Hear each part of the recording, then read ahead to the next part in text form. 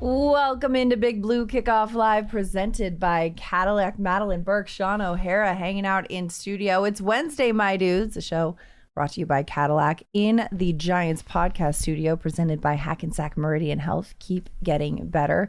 Just a reminder before we get started, too, that there's an archive of this show and our entire podcast network on the Giants mobile app, on podcast platforms everywhere, and on giants.com/podcast. It's Wednesday, my dudes, but it's also week one, Shaun. Here we go. Let's rock and roll. It is go time. The Giants have the Commanders Sunday at 1 p.m. at Washington to start the season. How jazzed are you for this one? You know what? I'm so pumped up, and on my way over here, I was just kind of looking outside and just kind of thinking about back when I was a player and how excited I was for week one. Like the anticipation as a team of, you know what? It's a clean slate. We got a new team. For the Giants, you've got a new quarterback in Russell Wilson. There's all this new energy, and I think this is the most positive preseason that the Giants have had in a long time. There's so much great momentum. There's so many great things to build on from what happened in the preseason games and in training camp. And I know if I'm a player in the locker room right now for the Giants, I can't wait. I can't wait to get to Sunday at 1 o'clock. I can't wait to get on that train and go down to Washington. And I think this is a great week one matchup for the Giants. This is a team that the Giants really have kind of pounded for the last years, if you extrapolate over the last 5 years. But they lost twice last year. They lost both games. They got swept. That hasn't happened in a long time. That week two game was an asterisk, though. Washington won with only field goals, and Graham Gano was injured on the first play. Was a record, right? They said NFL record is the first team to lose a game without giving up a touchdown. Well, no, because Monday Night Football Bears-Cardinals, where Denny Green lost it on the podium. You want to crown him? Crown him. The Bears won without any offensive touchdowns. They did have special teams touchdowns, though, and defense. So they had touchdowns, just not on offense. Pulled his hammy on the opening kickoff, and then that just spiraled, and they ended up losing by 3, to your point. So they sacked Jane Daniels 5 times in that game.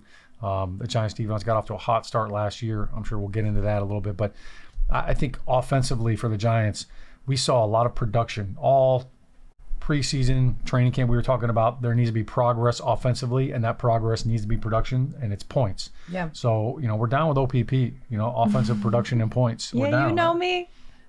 So listen, this will be fun. I think the players can't wait to get to. There's a lot of leadership on this team. I feel like in the locker room, player-driven leadership too. Yeah, which and is I think that means that it carries more weight. I agree. It's accountability. I think, in any regard, if your boss tells you to do something, you hear it one way, but if your peer or your friend or your colleague kind of echoes that same sentiment, it feels a little bit more personal.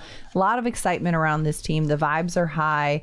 You mentioned the points. Giants had 30-plus points in every preseason game. We'll see if that trend continues, if the offense continues to roll in week one. Let's get it going. But we want to hear from you guys as well. 201-939-4513 is the phone number, 201-939-4513, or you can participate on social media at #GiantsChat or chime in the YouTube comments. But a lot of conversation to get into around this week one.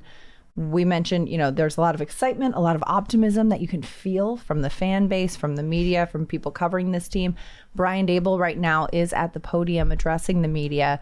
Big storyline, of course, earlier this week was the unofficial depth chart that came out from Giants public relations that listed Jackson Dart as the backup quarterback. Daboll was asked about that. He said all 3 quarterbacks will be ready to play on Sunday. And that is kind of where he's leaving it right now. He also mentioned that everyone is out there practicing. They're having a padded practice today, including Andrew Thomas, Theo Johnson. Just going to kind of see how these guys rev up for the week. There's 3 practice days this week: Wednesday, Thursday, Friday, travel on Saturday, game day on Sunday, Shaun. So this is kind of the start of what the regular season week schedule will look like. Now, it's a little bit different because you're coming off a Labor Day weekend. In years past, when there was 4 preseason games, the last preseason game was always that Thursday night before Labor Day weekend. So you kind of had a couple of days off. Usually we'd come back Monday, practice, be off Tuesday, and then Wednesday, Thursday, Friday, your normal weekly schedule. So under that premise, Wednesday was always your big, full padded, working on first and second down run plays. We used to call them 9-on-7. Now they call it something different because they don't want the moniker on such a physical team period. But Wednesday is huge. Install. Here's our game plan for Washington. Here's what we're going to try to do against them and what their defense is going to try to do against us. So that's obviously something that you're putting in Wednesday, and some of these guys are seeing it for the first time. Yeah. Listen, for Russ, this is his first time in a game week.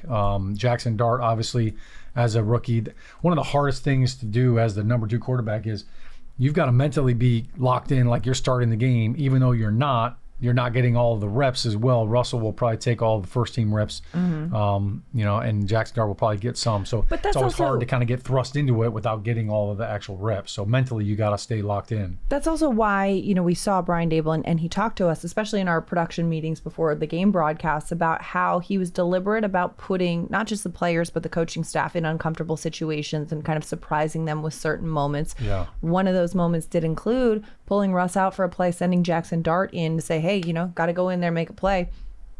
Are you ready? Yeah, he hit Theo Johnson a 30-yard gain on a slant right there, and that was a moment for him to feel what it would feel like if on a moment's notice, hey, you got to go right now, and the rookie was able to execute. You never know as a player when the call of duty is coming. And I think that was great insight by Dable to say, you know what, I want to get this guy battle tested, and the only way to do it was surprise him and throw him into the fire and just let him kind of learn as he goes. And I think that is where real growth happens. Right. You could sit back there and with the training wheels on, but until you get on that bike, training wheels off, and you got to learn, like, if I tip over, I'm falling. Like there's no harness, there's no safety net.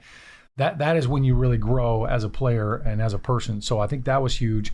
And then we also saw that all of a sudden the headset didn't work. Yeah. So now you got to figure it out. How did that happen? Yeah. You know what? Kind of our game plan. You know what we're trying to get done. So, let's see if you could handle that mental side of it as well. So those are all good things. But I think for this team, there's so much going into week 1, and defensively you're also looking at, all right, now we're actually game planning. We're game planning for Jaden Daniels. What do we want to do? For Shane Bowen. Defensively, we want to get after the quarterback, right? Obviously, with Abdul Carter in there, everybody's been talking about this front and how many sacks they had last year. They started out through 7 weeks. They led the NFL in sacks. They had 31 through the first 7 weeks. They had 5 sacks in this week 2 matchup last year. And then in the next game, they had 0 sacks. So Jaden Daniels is one of those guys where, look, we've got to get after the quarterback. We got to contain him, though. He is a threat to get out of the pocket and extend the plays. There were a number of times last year in that week 2 game where we had a free blitzer that should have had a sack. Micah McFadden on one play had a chance to sack him and couldn't bring him down. So that's something that they're going to be working on too. Is it's not just enough to get to the quarterback. We've got to finish it off, and we've got to get him to the ground. We can't have missed sacks if we have a blitzer that comes free. Right, absolutely. And finishing also something that we've heard from Kayvon Thibodeau is why he talked about wrestling in this offseason. He noticed how many of his sacks last season were half sacks and how much higher his total number could have been had he finished and been able to get there and bring a guy to the ground. You gotta sweep the leg, Johnny. Sweep the leg, Johnny. Put him in a body bag. One of the things Brian Dable said too is quote, everyone will be out there in practice today. Shaun, that's a really great place to be going into week 1 of an NFL season when you've got everyone healthy enough to practice. I can't tell you how many times you talk to coaches, you talk to players, and everybody says, man, can we just get through the preseason healthy? And as a player, you're always thinking about, look, preseason, I want to knock off the rust. I want to work on my craft. But like as a lineman, it's like, man, I hope I don't like tear any ligaments in my hands, my thumbs. Like I want to get through preseason, start week 1 fresh.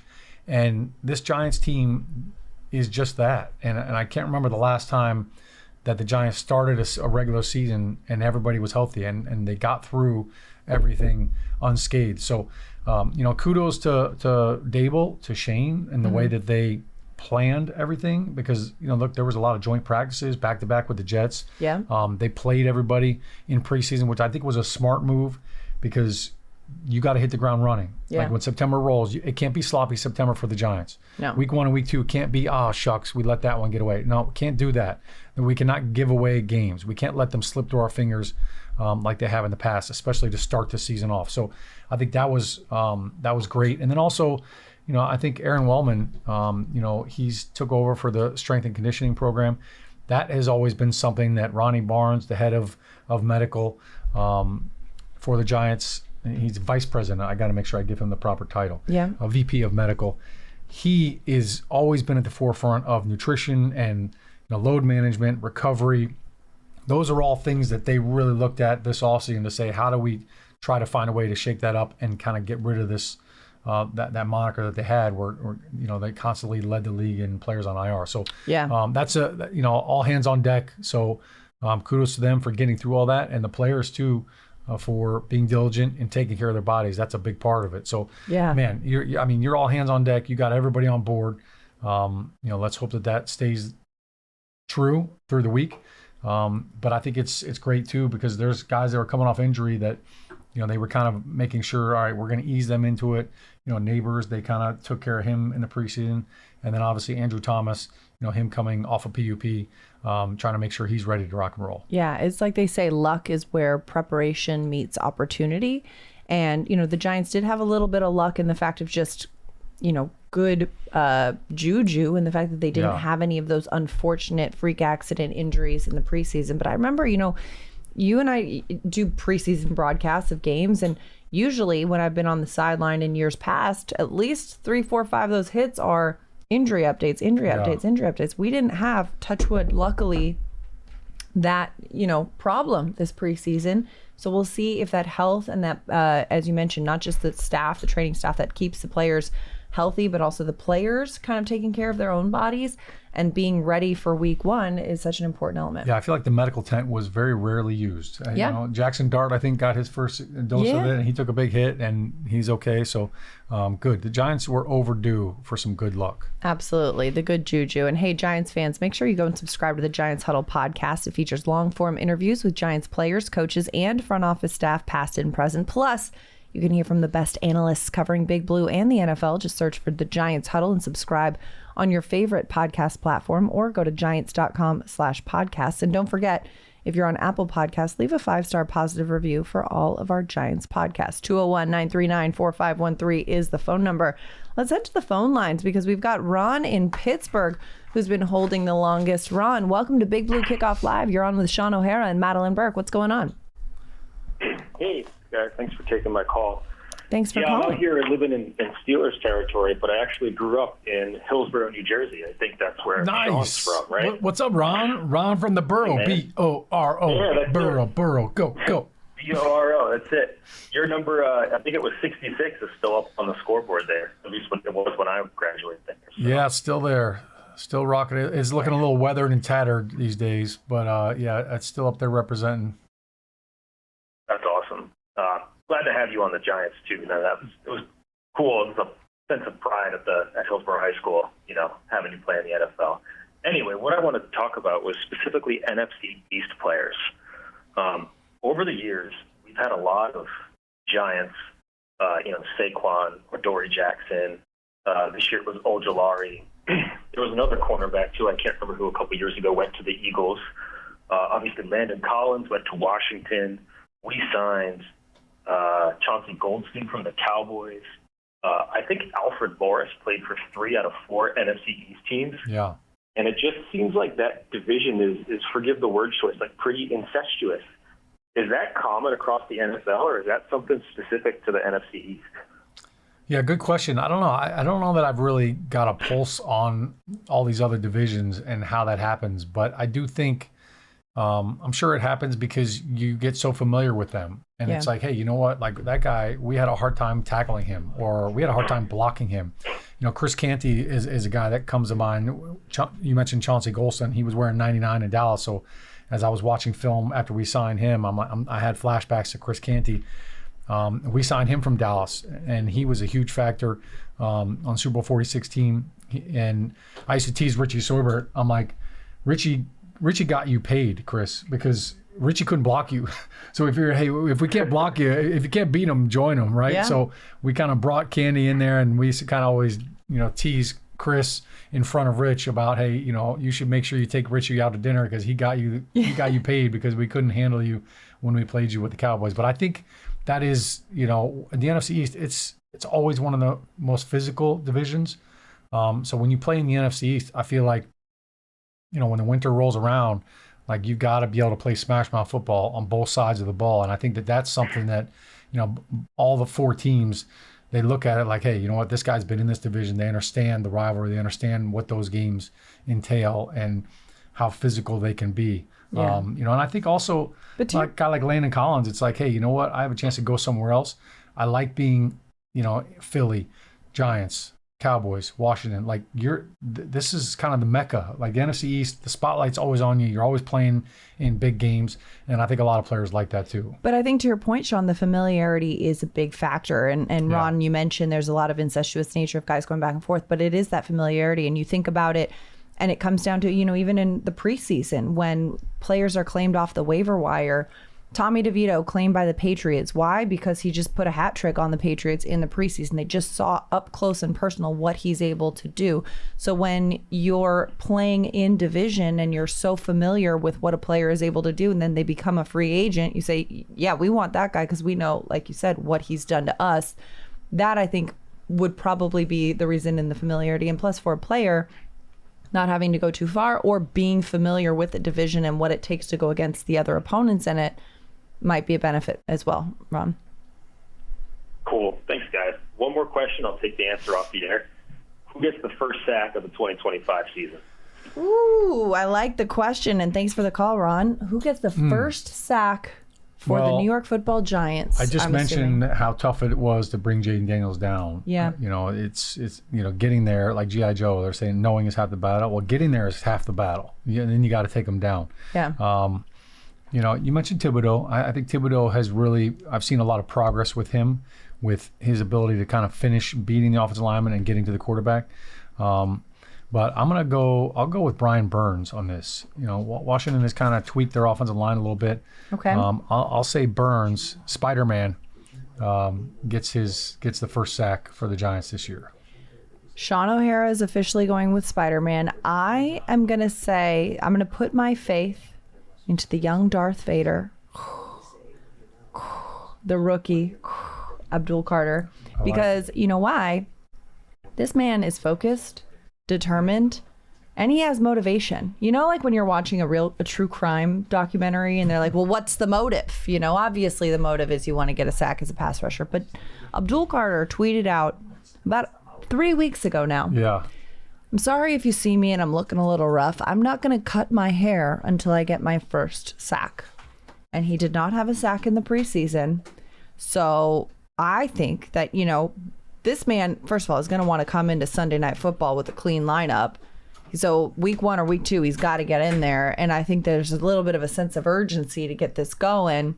Plus, he's a force to be reckoned with. So I would not be surprised if we see Abdul Carter, incredible, get the sack. Well, I'm pretty sure he'll be out there on the first 3rd and long. Oh, yeah. And I'm sure his barber is hoping that he gets it too.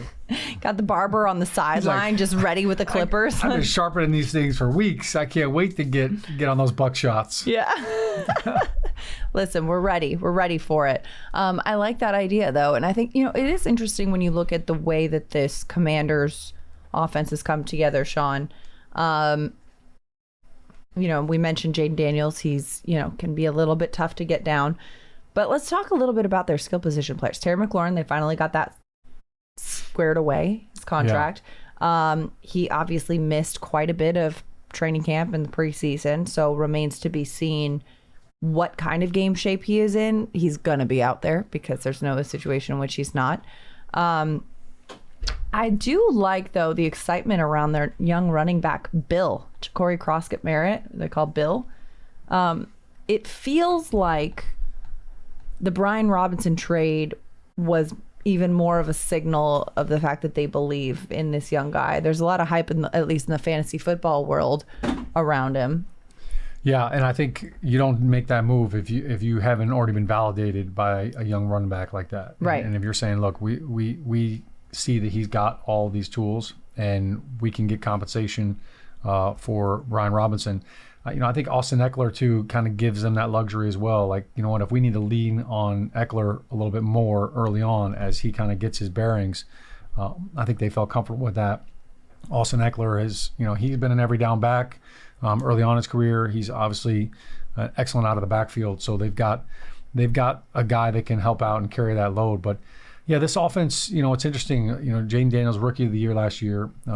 He led quarterbacks in rushing yards as well. He had almost 900 yards rushing. So some of that was scrambling, but some of that was design runs as well. So their run game is going to be multifaceted. And I will also sprinkle in Deebo Samuel. Yeah. Because Deebo was a big pickup for them. They had Terry McLaurin already, so they're not bringing in Deebo to be the number one receiver. They're bringing in Deebo to kind of be that Robin to the Batman. And now all of a sudden he's in the slot, but they will line him up in the backfield as well. He did it with Shanahan in San Fran a lot. They actually line him up, in running back on first and second down, and he's that hybrid role. And I think that's something that the Giants have to prepare for as well. There's going to be some wrinkles. There are going to be some plays where, look, Deebo is going to get the ball as a slot receiver, some quick throws, try to get him in space. He's a powerful guy. He's a tough runner. So you want to get him in space and let him break tackles. So that's going to be something that Shane Bowen and this defense have to focus on. Where is Deebo? Where is he? What's he lined up? What's the matchup looking like if it is a pass? But be ready for the runs as well. So that's the multifaceted run game that you're getting from Washington. Yeah. Now this is a Washington team too that, as you mentioned earlier, the Giants have had their number in previous years, but it is a different team than has been in previous years. We mentioned that Washington swept the series last season, even though there were a couple of moments that feel asterisk-like in that series. But also they've got more consistency than they've had in recent years. Jaden Daniels is the first quarterback to start consecutive season openers for Washington since Kirk Cousins back in 2016-17. So it's been about 10 seasons almost. 8 straight with a different week 1 starting quarterback. That's the longest streak in the NFL since 1950. That's including the Cleveland Browns in that mix, who have had a lot of quarterback turnover. So the fact that they've got consistency at the quarterback position, they've got new weapons, as you mentioned, in Deebo, and some, interesting new toys. It's going to be, this isn't the Commanders of a couple of years ago where the Giants would always kind of have their number. This is a tough matchup.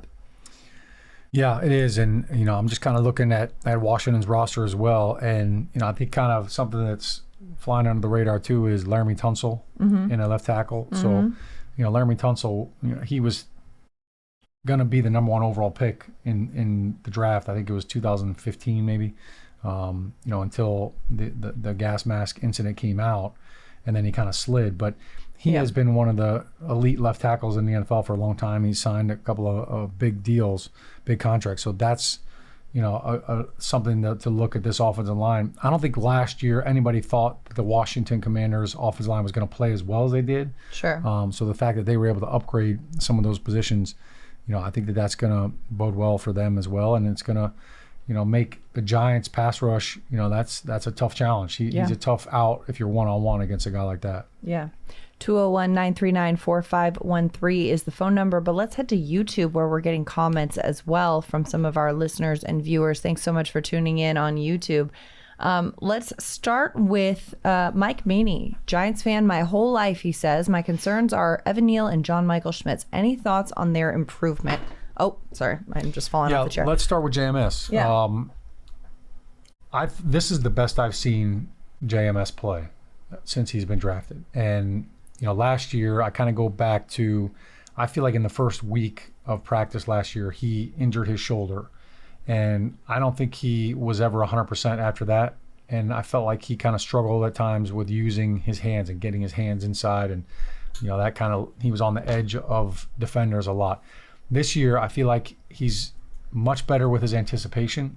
It's like he understands the defenses now, where they're going. He's not behind the defender anymore. Now he's in front of them. He's anticipating the stunts and the movements and seeing what the defense is doing if there is a blitz.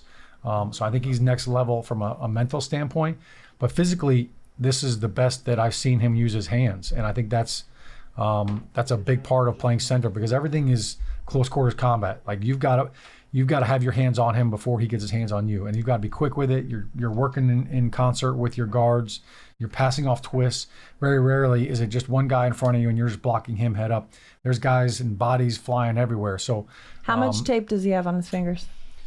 Well, if he's smart, he tapes them all. Like I used to tape every single knuckle. That was that was kind of how I felt like I was ready for battle. But you got to throw those hands. Luda talked about throwing them bows. You got to throw them hands. Mm-hmm. And I think that's what I've seen from John Michael Schmitz. The one thing that has plagued the Giants' offensive line the last couple of years is blitzes and twists on the inside. So the two guards and the centers passing off some of those A and B gap blitzers when they bring a linebacker in 1A gap and they kind of loop and twist the defensive lineman. That's been something that has not been as clean as it should be. It looked a lot better when we would watch practice in training camp and in the preseason and the joint practices. That looked a little more cohesive. So I think that helps, the more playtime you have. Evan Neal, look, I think Evan is working hard, but it doesn't look natural to him yet. Moving into guard, there's some different things you've got to kind of figure out. You're in a little bit of more of a phone booth. Like tackle, you're more in space. Guard, you're kind of in a phone booth, and you kind of have to figure out how to handle all that movement because you do have a lot of stunts by the defensive ends, stunts by the D tackles. You've got to have your eyes on the inside backers as well because they get involved in it. So I think he's progressing, but if Evan Neal's in the game, run the ball. When he gets moving downfield, like if he can block guys in a straight line, he is a people mover. He's got to keep working on his footwork and keep working on the change of direction. Got to keep moving people. Like in Detroit, they got a people mover that takes people all around the city. I don't know if you know. It's what they call it. It's the tram. We're getting a lot of questions about Andrew Thomas. Scott Young wants to know any word on Thomas, if he's going to be a go for Sunday. He is out on the practice field, and they're going to take it day by day. But again, fortunately, this isn't some injury that crept up like whack-a-mole. They've been preparing for this in the offseason. And, getting James Hudson all the reps at left tackle. So they are prepared if he's not ready to go, and they're not going to put him out there in a situation where he's not. Ryan has a question. He says, we hear a lot of concern about Thomas, but haven't heard any talk about Russ being a lefty and the burden that takes off the left side. I've got to clarify, Russ is actually a right-handed quarterback. So not sure, maybe there's like a mirror image flip, but he is a right-handed quarterback. So Ryan, I just want to clarify that just so people aren't getting confused by that. Ryan, you got to take the L on that one. I mean, Russell Wilson's been playing a long time. And I'm not sure if there's another Russ out there that he could possibly be confused with. But look, he's Mr. Unlimited, but I think that is one limit. I don't think he could throw with his left hand. I don't think anybody wants him throwing with his left hand. We haven't seen it yet, though. Ryan, you got to take the hell now. You better shotgun a beer, buddy. And whatever you do, don't bring that up at work, all right? Because you lose all credibility. And I'm, listen, we're only here to just make sure that sentiment doesn't get repeated in further water cooler conversations because, hey, I don't know. Sometimes you see something and you're like, that looks like his left hand. Yeah. But it was his right. Bags of sand. What was I thinking? What was I thinking? Maybe nobody will notice. I can't even piggyback off of that reference right now. So I'm going to just, Giants fans, with another impactful draft and free agency class in the books, that means it's full steam ahead to the 2025 season. Take your fandom to the next level with the Giants season ticket membership and catch all the action at MetLife Stadium with an exciting home schedule on the horizon. With the membership, you'll also stay connected to the club all year round, not just on game days, with exclusive member access and benefits. To learn more about a New York Giants season ticket membership, visit giants.com/tickets. And also, speaking of exciting events and things to participate in, this Friday at American Dream, we're having a season kickoff event. I'll be there. Brendan London will be there. Are you coming through? I wasn't invited. Got some Giants legends, not including this one apparently. No, I won't be there, but I'll be there in spirit. Be there in spirit. Russ, Malik, we've got some players coming through. So come get your tickets, support Giants season kickoff this Friday, September 5th at the American Dream. Bags of sand. 201-939-4513 is the phone number. Let's head back to the phone lines. Ed in New York is on line 1. Ed, thanks for calling. You're on Big Blue Kickoff Live with Shaun O'Hara and Madeline Burke. Hey, Madeline. Hey, Shaun. Shaun, I remember watching you as a young kid. I know that probably dates you there, and I apologize for that. I had a couple questions. I feel like the Giants, they look different. The attitude's different. I think Daboll's really turned it around as far as the atmosphere and the work environment. But I feel like the Giants are missing a number 2 guy. A lot of teams have number 2 guys. The Eagles have A.J. Brown and Devontae Smith. The Cowboys have C.D. Lamb and now Pickens. The Giants have Malik Neighbors, but who can step up and to make defenses go, whoa, wait a minute, we got to watch this guy.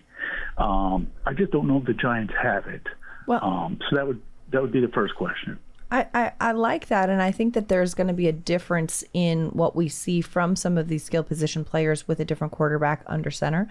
The way that, the ball gets out when Russ throws it versus, quarterbacks of the past, I think is going to open things up for a guy like Darius Slayton or even a Jalen Hyatt.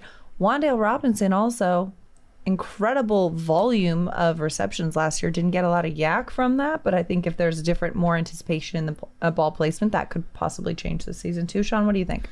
Yeah, no, I think it's a valid question, Ed. And listen, Ed, you're only as young as you feel. So I'm young at heart. I still drink beer like I'm 25. So Oh, nice. Not a quitter. But it's funny you mentioned age. I was just talking with Pearson. Pearson just celebrated his 31st birthday this weekend. So woo, happy birthday, Pearson Butler. I feel like you're only as old as the youngest person in the room. So we're all with you. Yep. Happy belated. But Ed, to your question, I think they're waiting for somebody to take that role.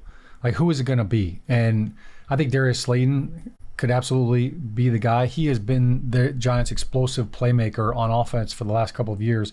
He's got that world-class speed. So you love to have a guy that you can throw in the slot and just kind of use that speed, or have him on the outside and put Malik in the slot. So I think with Slayton, I think Wan'Dale was one of the best third down receivers in the league last year. So that he's kind of got a stronghold on that guy on third down. You want to put him on a little pivot route, a little whip route. Some people call it a jerk route, and get him in space. I think he has that ability. I think Tyrone Tracy can kind of be that guy. So I think it might be who's the number 2 weapon for the Giants. It might be by committee to start the season off. But I think one guy that people are overlooking is Theo Johnson. Yeah. And I think Russell Wilson loves his tight ends. And he and Theo have had really good synergy throughout this entire training camp and preseason. And Theo, he looks great. I mean, he was off to a great start last year as a rookie, was having a really productive season before the foot injury. And he looks even bigger, faster, and stronger now. So I think Theo could end up being a big part of this passing offense, and he's kind of flying under the radar right now. People aren't talking about him, which we're okay with. But also, to your point about Theo, Russ, in his introductory press conference with the Giants, the very first media availability he had talking to Giants media, referenced very specific, Russ loves watching film. He's a film junkie. He gets in there and kind of retains a lot of it. A lot of specific Theo Johnson plays he was referencing from the season prior. I mean, this man dove in and had a lot of admiration for the way Theo plays. And I think that the way that Russ talks about Theo shows that connection was there even before they even got in the room and started working together. Yeah, and every quarterback loves a big target like that. So, that's big. Look, I think Jalen Hyatt, he showed, in that final preseason game that he can get behind defenders. He had a couple drops in that game, but then he made up for it with the big touchdown catch. So, he's a guy that, I think they're kind of like, all right, is this the year that it all clicks and comes together? So I think with the ability that Russ has at throwing the ball down the field, like he throws a very friendly, very catchable ball. I think that has injected a lot of enthusiasm and a lot of positivity in this offense. And Ed, I think when you have a defense that is looking at the offense like, man, they're struggling to score points, or what do we really have big play potential? Your defense plays different when they know, hey, we got a guy back there. We got a guy that can, with one throw, can turn this game on tilt and change the field and change the score with one moonball. I think that breathes life in the entire team, certainly in the offense, but it also helps with the defense too. They start to play a little more invigorated football, a little more passionate, and I think that's what we have seen from the Giants. You mentioned that it looks different. It does, and it is, and it feels different, and they're having fun. That scoring points is fun, and winning games is fun. So I feel like this team has personality, and they've got this identity now that we really haven't seen in the last couple of years. Yeah.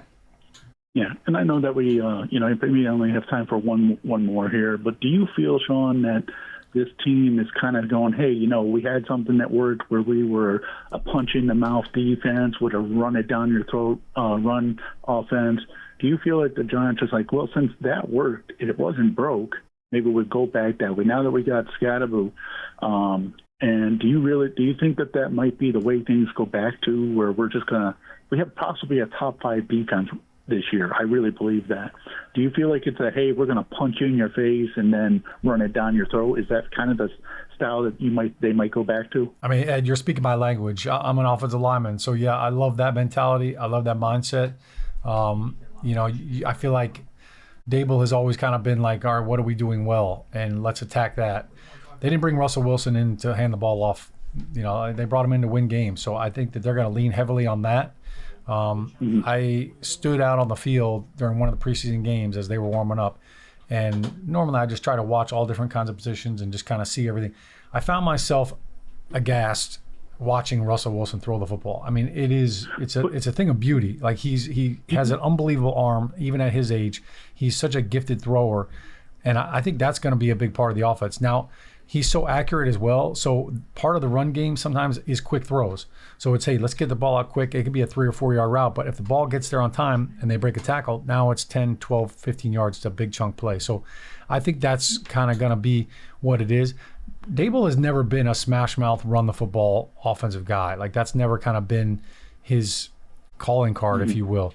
Now, I think there are times when you have to do that. You're running the 4-minute offense, you're protecting a lead, you want to run the clock out. You've got to turn to that, and that's where you'll probably see more Cam Scadaboo and see more of that 2 and 3 tight end. But, Dable does love the smash mouth football, but it usually comes out of the multiple tight end formations.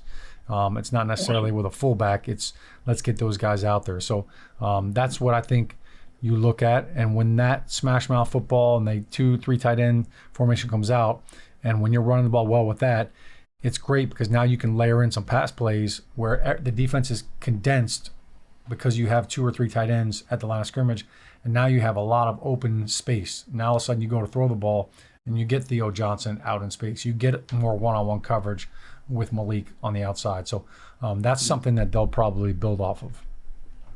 Well, I appreciate both of you, Madeline and Shaun. Thank you so much for your time, man, and go Blue. Thanks Ed. So much for the call, Ed.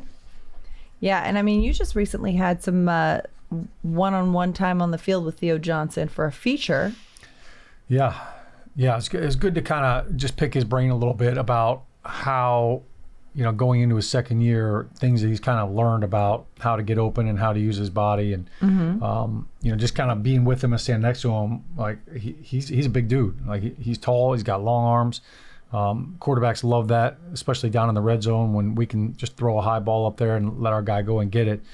But one of the things that he said to me that I thought was interesting was, he said with Russ, the ball is on you so quick. And he's like, there's sometimes where I turn my head around and the ball's already there. Like I didn't even see the throw. I just saw the ball. And when you have a quarterback that's putting the ball on the money like that, sometimes the ball catches you. Like you're just like, you can't get your hands up quick enough. But what that does is now it's like I can run my route and I know, boom, the ball's going to be right there. I don't have to make an acrobatic catch. I can catch the ball and make a move after that. So that was interesting hearing Theo talk about that. And now you're not running your route and getting there and waiting for it. That anticipation and that timing is working really well. That's huge. Huge.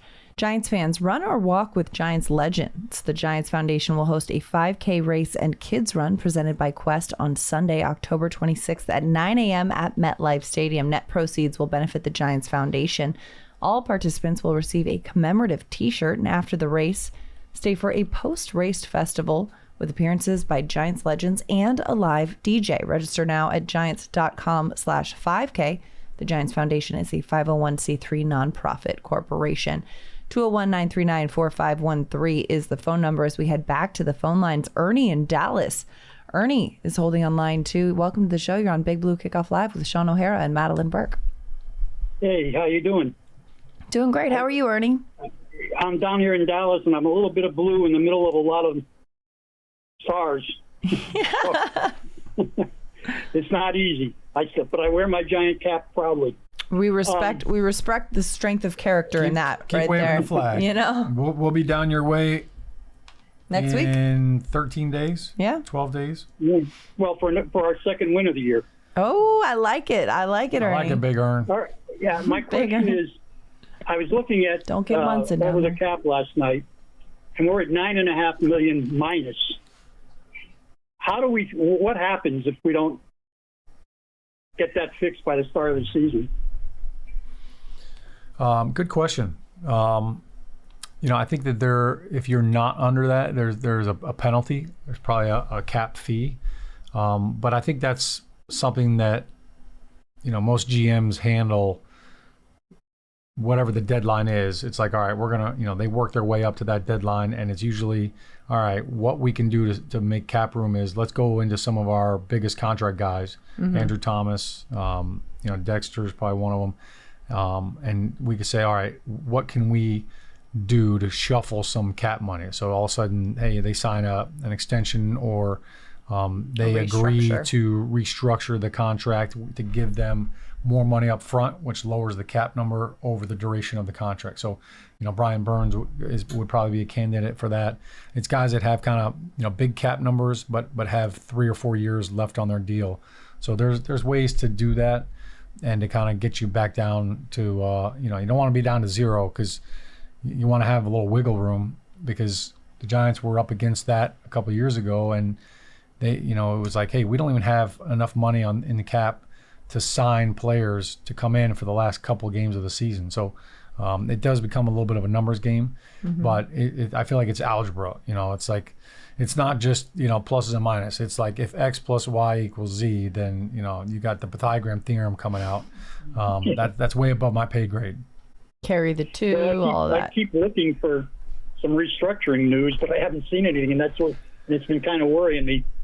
Because, like you said, you don't want to be zero. You want to have at least maybe 3 or 4 million or something in there, to the good. Yeah, I feel like those are things that you never hear about. You never hear about what's happening while it's happening. It's just kind of like, oh, hey, this just happened. It's like, you know what? We've been working on this for 3 weeks, and then we finally kind of got to some numbers and figured out how to massage this and do this. So, if you're a general manager, you're not just going to one player and saying, hey, do you want to restructure? You start talking to all of them and seeing like what makes the most sense and who's willing to do what. And I think there's a lot that goes into that. Yeah, absolutely. Right, it's like you hear about the problem when it's been solved. A little bit. Yeah. Yeah. Thank you so much. Thank you for the call, Ernie. Appreciate it.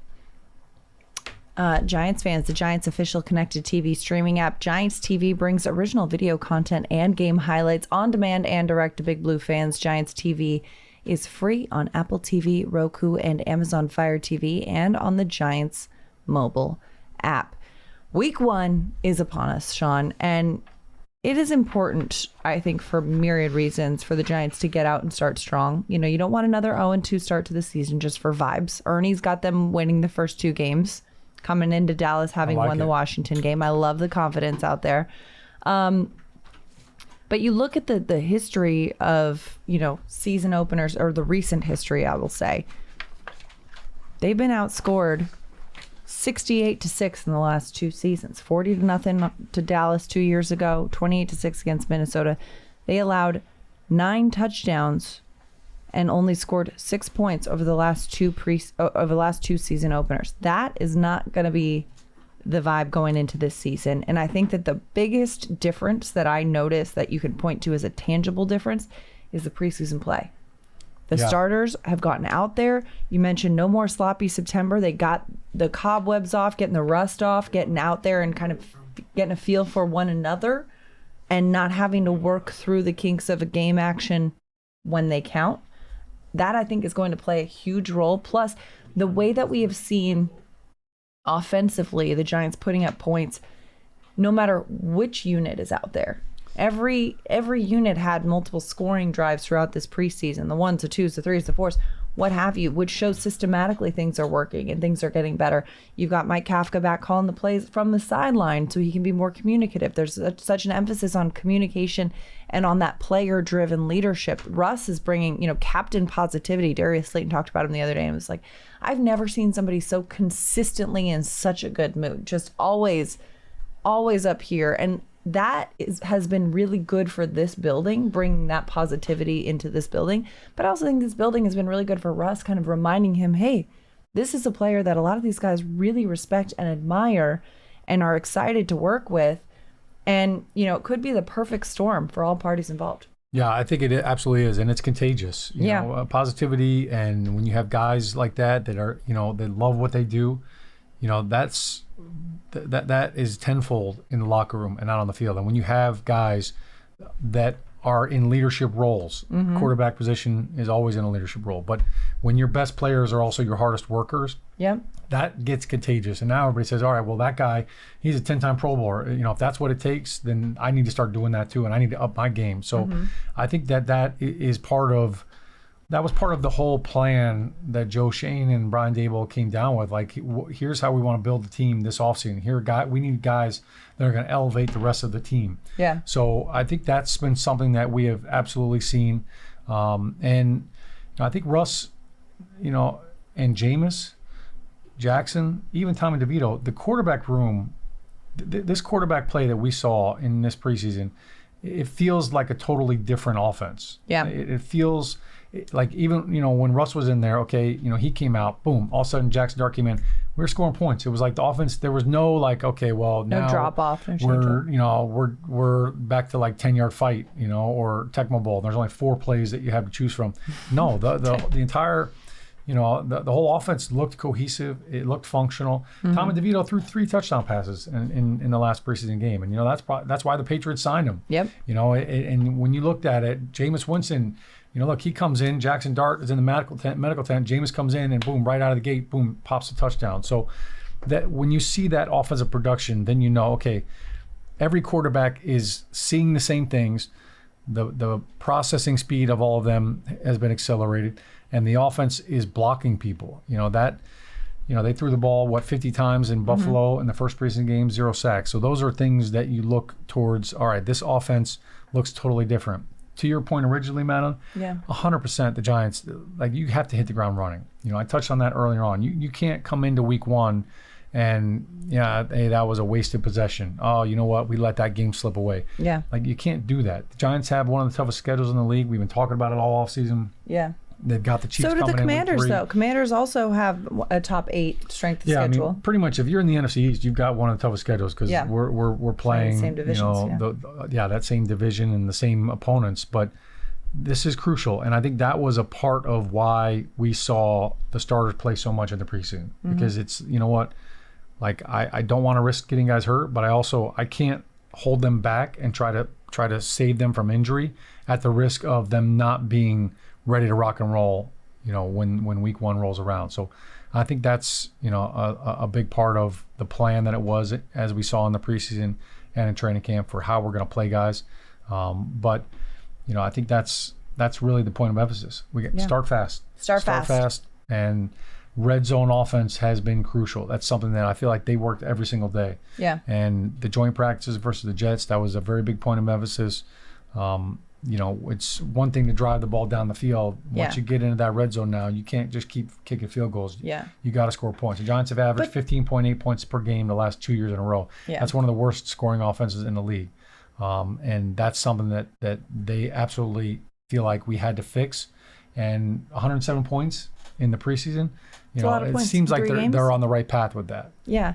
Well, it's also, red zone offense is also important to consider in the analytics conversation, right? When people say, oh, go for 2 instead of kicking the PAT, you've got such a better shot, this and that. Okay, mathematically, all things being equal, maybe. But if you can't score from the red zone, you can't complete a 2-point conversion. So in terms of, aggressive play calling and kind of believing in your players in that point as well, you need to have the skill set to be able to be aggressive. And you think about, Daboll's first season as head coach, team went to the playoffs.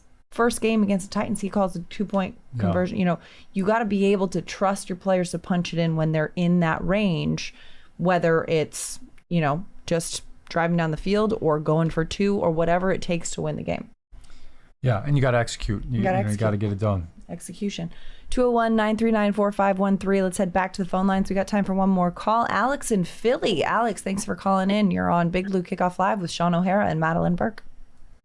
How you guys doing? Just calling in. I got one bold prediction, and honestly, I think a real underrated part of this season is how good this O-line has been performing, and you could tell that they're coming together as a unit, which I feel like is going a little bit underrated. Everybody keeps talking about the quarterback play in the preseason, and it was great. Obviously, it was great, but I feel like the O-line gelling together, and not just the first string or the second and third, just gelling together, giving those quarterbacks enough time to operate the way Dable wants them to operate. I feel like it's going to be huge this year.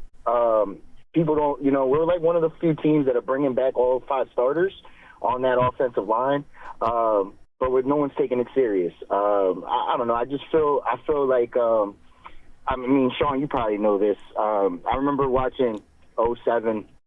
And they asked Tuck and all the pass rushers, what made you guys, so good?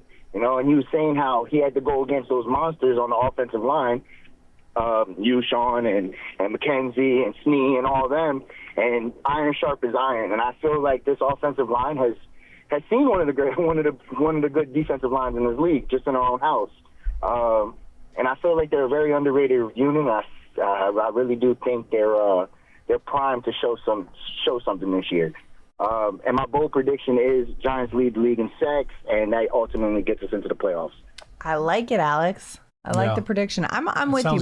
I made that similar bold prediction on our Giants Hangout show this week that the Giants are going to go to the playoffs because the vibes are right. But yeah, in terms of his offensive line comment, Shaun, I got to start with you there as the center on the show. Yeah, Alex, I love what you're saying, and look, the Giants. I don't think they're underlooked. I think they have been dysfunctional at times the last couple of years. So it's that they've earned that moniker. I kind of go back. It's funny you went back to 2007. I go back to when I first came to the Giants in 2004. Now that was Coach Coughlin's first year. Jim Fossil was the coach before that, and in 2003, Giants fans, if you remember. Kerry Collins was the starting quarterback. He got hurt. Jesse Palmer came in. He played something. I think he might have got banged up too. Like the quarterback carousel was in full effect. And I'll never forget, it was a Monday Night Football game. Joe Theismann was calling the game, and he said on the broadcast, the Giants have the worst O-line in the NFL. So in 2004, when I came to the Giants. We drafted Chris Snee that year. Luke Pettigrew was here. Dave Deal was going into his second year. Our offensive line coach, Pat Flaherty, Flats as we call him, he made sure that we knew about that. He was like, I just want you guys to know this is what you are inheriting from the team before. And that was one of the things that drove us. And I'll never forget in 2004, we're like, we are not going to be the weak link. They're never going to be able to say that about us. Mm-mm. That same group in 2007, Luke Pettigrew was no longer there. Dave Deal was in at left tackle. We picked up Kareem McKenzie from the Jets. And that group, we started, I think, 38 to 40 consecutive games together. And that started back in 2006, 2007. So that's that kind of chemistry. I always say, offensive linemen, you got to slow cook it. You can't microwave offensive linemen. You can't speed up the process. And that's what I think. You got to slow cook it. The crock pot, put it on the Traeger grill at 180 degrees and let it sit there for 8 hours. It's got to marinate. That's how that chemistry really builds. But I do agree with you that I think this offensive line, it looks cohesive. They look like they're all on the same page. And I think even with James Hudson, he's been a big pickup for the Giants this offseason. So if you look at what has transpired the last 2 seasons for the Giants, when Andrew Thomas went down, we were constantly trying to plug that leak, and we didn't have a player that could just go in there and solve the issue. I think James Hudson, He took every rep in training camp. He was in a left tackle. He has showed that he can handle that position. And he's a guy who plays offensive line with a defensive mentality. He's got a little vibe to him. He's got a lot of dog in him. I think it's good. I think that, we talked about positivity is contagious. That's contagious too. Yeah. And you could see it kind of rubbing off on some of the other guys. Hey, you know what? It's okay to play with a mean streak. It's okay to be a dirtbag at times on the offensive line. And we had a lot of those guys, and I think that's how we played the game. So this offensive line, I'm looking. Yeah. I think absolutely the bar has been raised for this group. You mentioned that they're not. It's not a new unit. Jermaine Illuminor last year was his first year. I think he solidified himself. John Runyon's a veteran. Greg Van Roten is a true veteran, and he played every single snap last year for the Giants. He was quietly one of the MVPs of the team. So I think that this offensive line, they can do good things. And I think one thing that helps every offensive line is a good quarterback. Well, they make you look good. They make you look good, but also I think that, with that back to that player-driven leadership too, we talk about how, number one, Dave's is quick to underscore that, sacks are also a quarterback stat. It's not solely, the offensive line blew it here. The other thing too is the fact that getting a clean pocket is a collaborative effort from the 5 players on the offensive line and the quarterback, having to work together, that trust.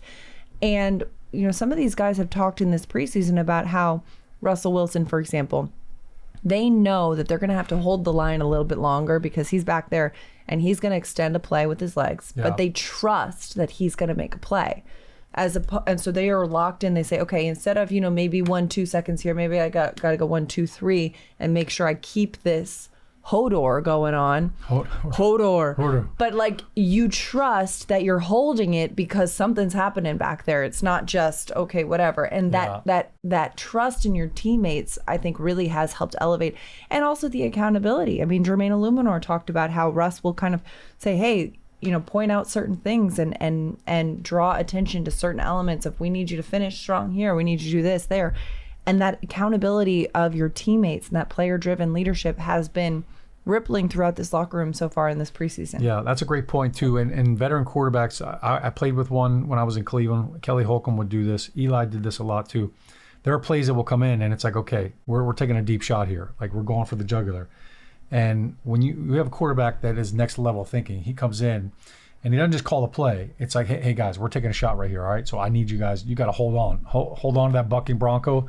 Like, your life depends on it. Like, I need an extra second here, and we're going to hit the home run ball. So when a guy comes in to the huddle and he's got that knowledge and he understands, that expectation is like, set. This is what we're going for right now. I got to get everybody on alert. Yeah. Not that you're not blocking, like your life depends on every play, but it's like, all right, on this play in particular, this is a long developing play. I need an extra second. We would have code words sometimes. We'd add max.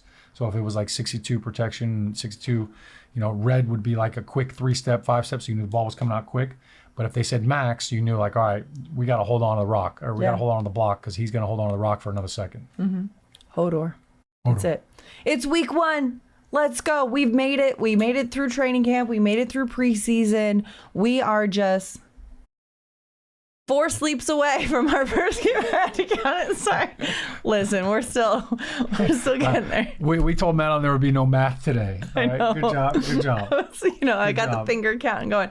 4 sleeps away from the first game of the 2025 season, where we will see what all this excitement, what all these new pieces and new faces and second year guys and all the excitement is about, and how it'll execute on the field in the division. You know what, and Madeline, Shaun and I are going to be plug the post game. Sean and I are going to be listen. See, we're already so on the same wavelength that we both at the same time thought this is a good opportunity to plug the post game show, because right after the game, flip it to MSG Networks or the Giants YouTube channel and watch us break it all down. Plus, our post game show is getting a little bit of a remix this year. We're going to have some new elements and some exciting new toys to play with. So you're going to want to tune in and watch. Nice tease. Mm-hmm. Well done. I'm not going to tell you what they are because you got to tune in and watch to find out.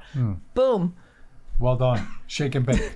Pearson's over there just like, what is happening on this? All right. Well, on that note, let's wrap it up, because that's our Wednesday show, Big Blue Kickoff Live. We got a couple more days of shows before the first game of the season, but we are jazzed to be out here. Let's go Big Blue. Let's go Big Blue. Thanks so much for listening to this episode of Big Blue Kickoff Live, presented by Cadillac, live from the Hackensack Meridian Health Podcast Studio. Keep getting better. Giants podcast platforms everywhere. Giants.com/podcast is where you can find the archive of this show. For Shaun O'Hara, I'm Madeline Burke. We'll see you next time.